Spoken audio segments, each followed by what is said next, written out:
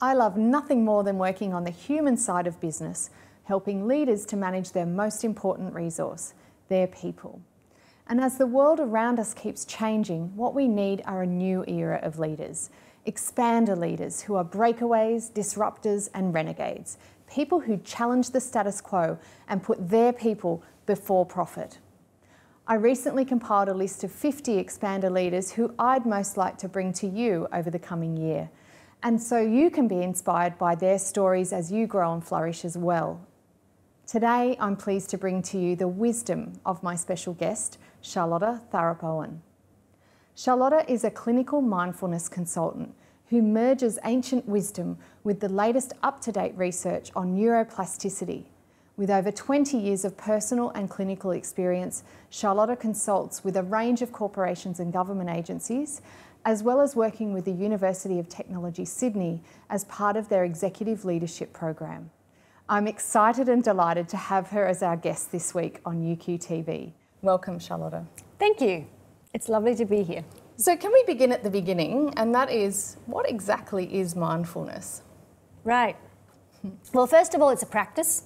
So it's not something we can just read in a book and then go, yip-de-doo, I get it. Because actually we need our brain to change, and that's really what we're doing. So, you know, there's many lovely definitions. I'm probably prone to think that in a way it's a practice that enables us to start to use the mind just as a tool rather than a tool and an obstacle. You know that feeling when the mind gets in the way? You know, and all the rumination, all that stuff, when actually our past, in a way, our past conditioning gets in the way. So it's a way of training the mind to become present so that every experience, in a way, we can greet with wisdom and freshness and really start to respond rather than react. So what we want to start to do is go, well, I'm only going to pick the thoughts that really work for me. So rather than just have this sort of, you know, in a way almost pollution at times coming into the moment, we want to start to go, you know what, I'd like to be able to choose what I think and choose my response. So for leaders in workplaces, I guess being able to choose their response rather than reacting perhaps to something that's gone on in the environment or their staff is really, really valuable. Where have you seen it be of benefit to leaders? Oh, I see it, you know, every day. I mean, there's the whole thing of, for instance, helping people sleep better, just on the very basics. Because a leader who doesn't sleep, or anyone who doesn't sleep, you know, we're just like children, right? We become rather impossible. So that's, you know, the basic things first. Reducing stress, because really when we're stressed, we're a smaller version of ourselves, right? And a leader cannot afford to walk around being a smaller version of what they could be. Right? Because really then we don't treat people by seeing their potential, we see them as just a tool for getting them to do what we would like to do, or they're in our way. Right. Right? And that's not the way to function. Yeah. And on a very practical level, I see it in so many ways in terms of leaders being able to know, for instance, that if the body is in a wild state, if it's going, then it's the time to just close those lips and don't let a word come out, right? Because we know if the body is really anxious, if it's all uptight, then what is going to come out of our mouth is not going to be very wise. So those little ways of actually protecting ourselves from ourselves, if you like, but also taking in the good, also really being aware of, you know, from a sort of a reductionistic point of view, getting oxytocin happening in our body. Because with that, it's so much easier and natural to be kind to others. And of course, we all thrive when people are kind to us, right? Yeah. And so hearing the word mindfulness makes you think about the brain, and you've just talked a bit about that. And yet I hear you also talking a lot about the body and what's going on in the body. So can you explain a bit about, is it the body or is it the mind, or how do they work together? Right. So it's actually interesting because I think we've had it back to front for a long time. I think when we're not conscious, and let's face it, we're only conscious about 6% of the time, so it's a fairly small window, actually thoughts arise from the body. And you know that when you're really tired, or if you're annoyed and anxious, then it gives rise to a certain kind of thought, doesn't it? If you're happy, different thoughts, right? So actually the body is the context of the mind. That's the first thing. Secondly, 75% of what we know about the brain we've learnt in the last 3 years. Wow. Yeah, it's really radical, isn't it? Yeah. I mean, it's amazing to think. So the fascinating thing is that every step of the way, what we're finding from neuroscience supports mindfulness. Right. So this ancient practice from the Buddhist tradition, which is based in, of course, in careful observation of reality, is supported everywhere. And it shouldn't really surprise us, because if it's valid, of course, science is only going to back up what is already there, if that makes sense, right? So we start our mindfulness practice with attention training, right? Because really what we pay attention to is what forms and shapes our brain. So that is a bit scary for some, particularly when we think, how distracted we are at times, right? So actually what is forming the brain? Just this sort of mess of thoughts, right? Yes.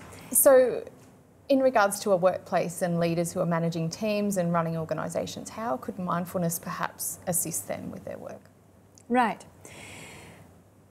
I think, there is so much to say about that, because really every part of mindfulness supports it. So in our Mindful Leadership program, we integrate the Leadership Challenge, which is Posner and Kouzes' work, with mindfulness and also an interpersonal tool. Now, in the Leadership Challenge, which is based on 3 million pieces of research, it's very clear that there are 2 key things that determine whether you're a good leader pretty much or not. And of course, we have to remember that these are developed skills. It's not something you're either born with or not, right? And the first thing is really around whether you're always treating people with dignity and respect, right? And you can link that into that one of the key indicators around whether you're going to have a healthy culture or not is about trust, right? If there's no trust, you're going to have dysfunction. If there's trust, things are overall good. Yes. Now, if this leader loses it once, that's the way to lose trust, right? So you can be an amazing leader, but you shout at or humiliate somebody once. It provides a context for the whole relationship. Right. So mindfulness helps us not do that. Right? Because we only do that when we're really stressed and anxious, right? So the first thing is there for us not to react, and for also to experience other people with empathy. And again, that's very hard if we're stressed. So mindfulness reduces our stress and our reactivity. The second point is that there's congruence between what we say and what we do. That's an alignment. And really, if those 2 are not right, you can forget about all the other stuff about developing your leadership skills, because you're going to fall down on those, right? So again, we start to become more aware of what am I promising here and what am I delivering? And also getting feedback from that. When I'm mindful, I can separate my behavior from me. I'm more ready and available to hear feedback and take it on, right? And there are just a couple of them. But the key thing is really, I think, that we're less reactive, and that with mindfulness in our system, we can keep growing, right? Because that's really the key thing, as you know, right? In terms of developing as a good leader, it's an ongoing process. And mindfulness, in a way, becomes our consciousness tool that enables change. So given that, how does a leader begin to practice and incorporate mindfulness into their day-to-day work and learn to respond rather than react when they're operating in what is usually a stressful environment? Modern life, as we've heard it called, stress soup, that we're on call, we're getting emails, phone calls, and that constant demand for our attention. How does one begin to start incorporating and practice it? Right. So acknowledging the stress soup, there's never been a greater need, because of course we're not going to wake up one morning and go, oh, whoop-de-doo, it's all gone, right? It's only going to increase. And so it's a little bit like we don't expect to change the whole world to make it all smooth, therefore we put leather on our feet. And so we do the equivalent of putting leather on our brain. And that's really mindfulness training. So 75% of what we know about the brain we've learnt in the last 3 years. Okay, so that's really massive. So we now know pretty much exactly what to do, which is really exciting. I mean, it's an incredibly exciting time to live, right? So the way we start is attention training. So we said before that it's one of those things that is actually increasingly short supply. Yes. So what we start to do is attention training, and it's very, very simple. We simply follow something that I call the ABCD, and with that we just attention train for 10 minutes a day, where we focus on the breath, and when the mind shifts away from that, we just bring the attention back to that.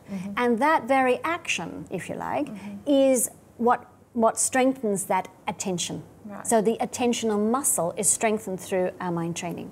Okay, that's so where it it's starts. kind of like just building a muscle in the gym. That's right. You're building the muscle internally. Yeah, great. And I think, to be honest, increasingly it's going to be one of those cases where, you know, I see you at work and you're all over the place and I'm going to say, I don't think you did your inner hygiene, a bit like, you know, you didn't brush your teeth. Right.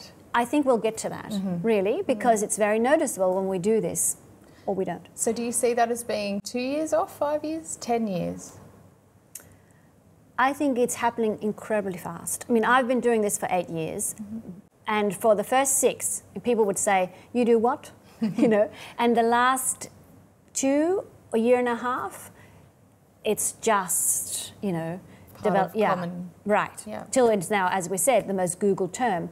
So I think it's going to happen much faster than we thought, to be honest. And 39%, I think it is, or 35% of companies in the US are now using it. Wow. It's changing very, very rapidly. Do you have any advice then for leaders or even employees, workers in companies who would like to incorporate some mindfulness practice and see that become part of their culture when perhaps not all of the leaders at the top are embracing of that yet? Any advice on how to introduce it into a workplace? Yeah. I think increasingly it's about going with the flow. So find your buddies who are interested and then start to do it. Right. You know, because I think behaviour speaks much louder than anything else. So in a way you model the way, whether that's grassroots up or wherever it is. Of course, ideally, the CEO is involved and everyone implements it so that everybody does the mind training every day, the 10 minutes a day, because that makes such a massive difference.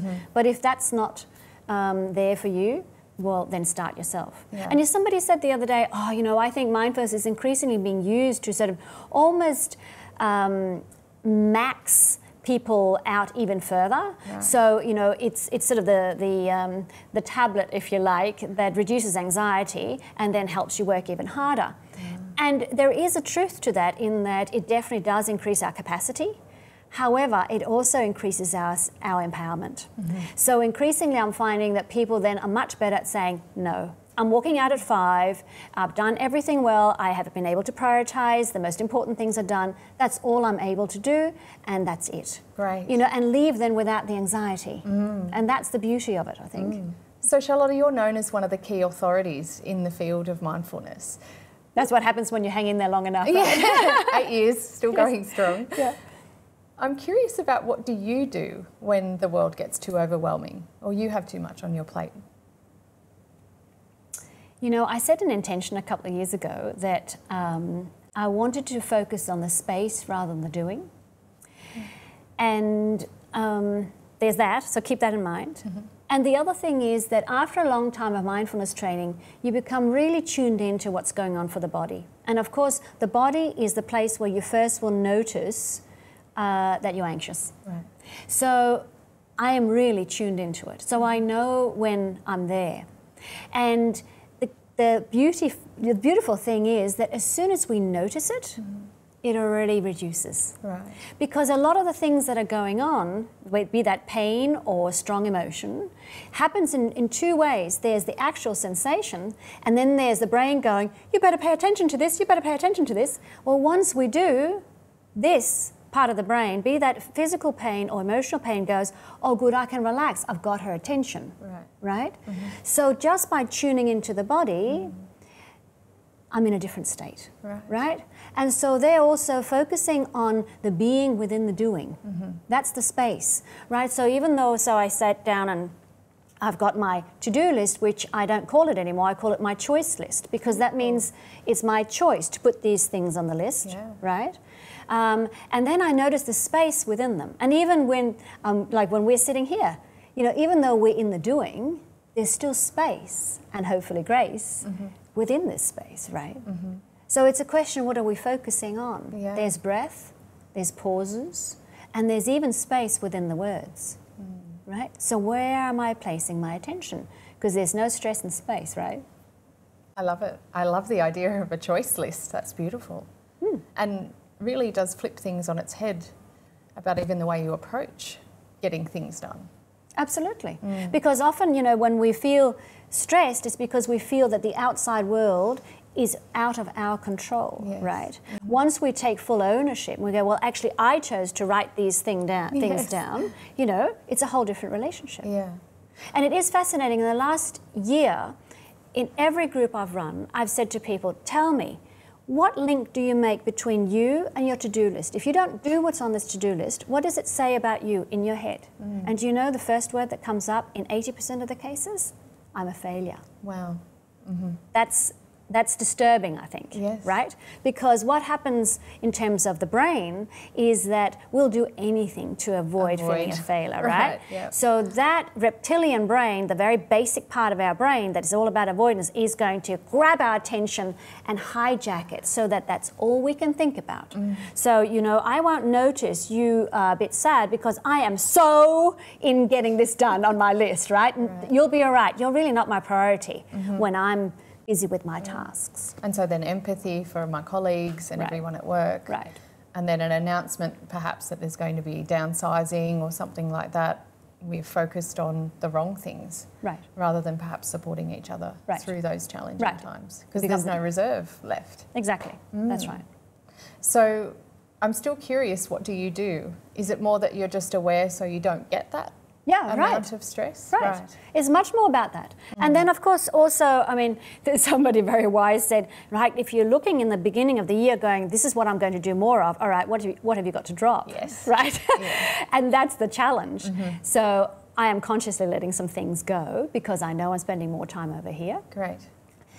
I think it's also, you know, in terms of stress, because I actually don't feel stressed. I know there's too much on because, you know, I work too much. However, I think, you know, when we do what we're passionate about, it doesn't feel like that. Like, I can't wait to read more research about the vagal nerve, right? And people go, vagal tone and vagus nerve, and also, you know, the whole thing about mindful eating. I can't wait. I just love it, right? So there's no stress in that. There's passion in it, right? So it's a different experience then. Or a healthy level of stress, I would say, you know, an excitement. There's still energy there. Is energy, it's not stress, because stress is really always about when there's a difference between where I think I'm at and where I should be. Right. So when I feel I am where I want to be, there's no stress. There's no stress, no judgment. Right. Well, the judgment is that difference. Yeah, right? It's the gap. You know, I shouldn't be feeling like this. Yes. Or, you know, I had a woman in a workshop I did today, and she said, can you make me feel better at the end of this? I said, I don't know, what's the problem? She said, I didn't sleep very well. I said, well, you know, I can't help you with that. But what I can help you with is say, accept the fact that you're tired. Yes. And already that was like, right? Yeah. Right. And let go of hanging on to that. Yes, I shouldn't be like this. This is a real nuisance. I'm not at my peak, la la la la. Just go, So Charlotta, finally, for any of our viewers, perhaps they've heard of mindfulness before, but they haven't investigated or they don't know where to start. What would you say are some practical things that people could do to begin today? Right. So the first thing is really to start with a mind training. And the magic is that even just 10 minutes a day makes a huge difference, right? And as you know, people can access it through my website. It's simply called the ABCD, so that's a wonderful place to get started. And it's a guided audio, so it's very, very simple. There are a couple of things to say to that, though, because if you're doing that, but everything else in your life is a bit chaotic, if you like, then it's very hard. You're going to be working uphill, put it that way.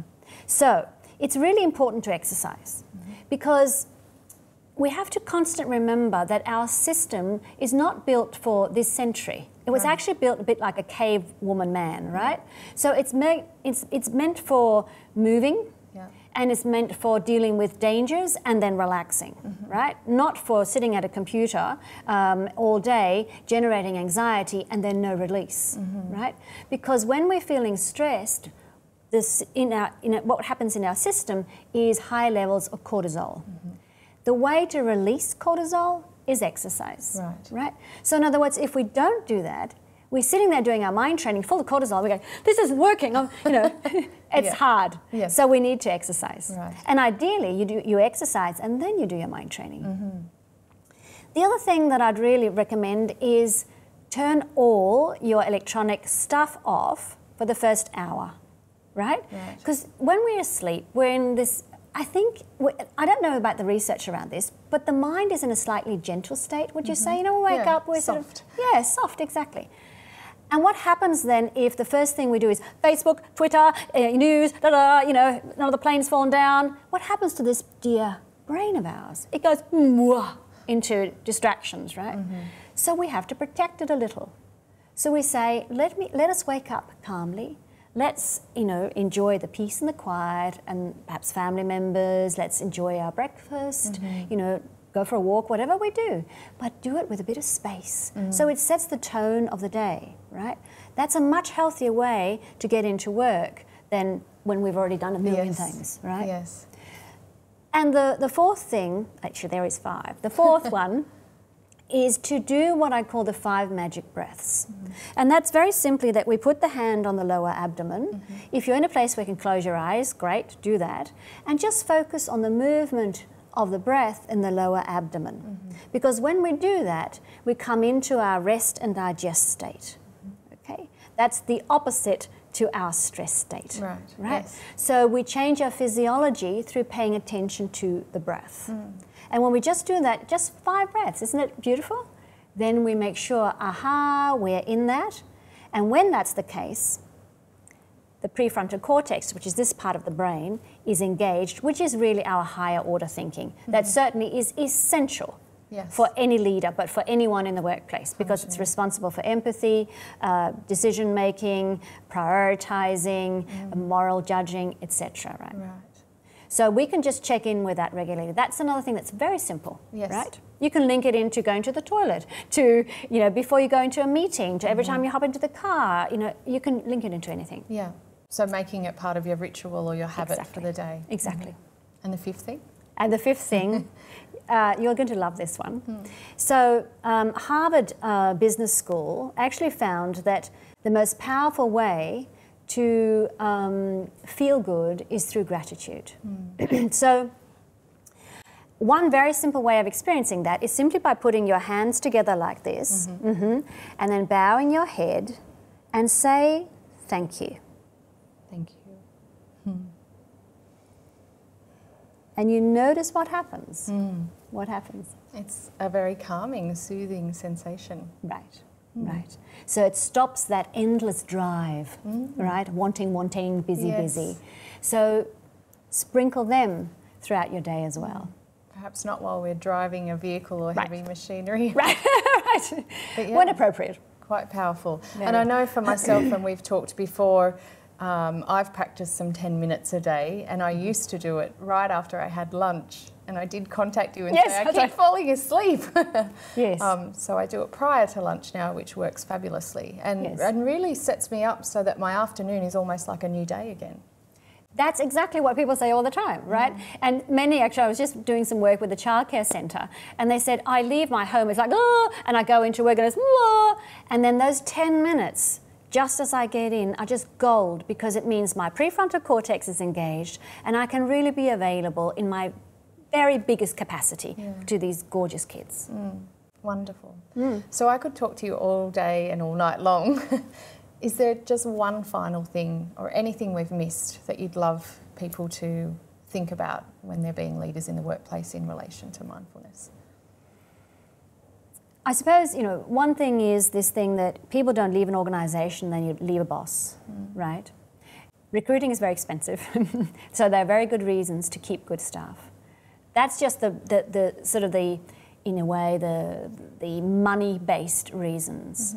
But what about, you know, the bigger issues around when you're 84 and you're looking back on your life, what would you like to see? You know, how would you like to see yourself as a human being and as a leader? Would you like to have seen yourself encourage people and have people grow and reach their potential? If that's the case, then I really recommend that you start with mindfulness, because it is the most powerful way for you to tap into your potential. Perfect. Thank you so much for joining us on UQTV. Pleasure. Now I'd like to hear from you. What's your one key takeaway from today's interview with Charlotta? Have you ever experienced mindfulness or tried it out before? And how has it benefited you in the workplace? Keep on building a life, a career or business that builds to your unique strengths. Remember, if you want to change the world, you have to start with you. Thank you so much for watching. I'll see you next time on UQTV.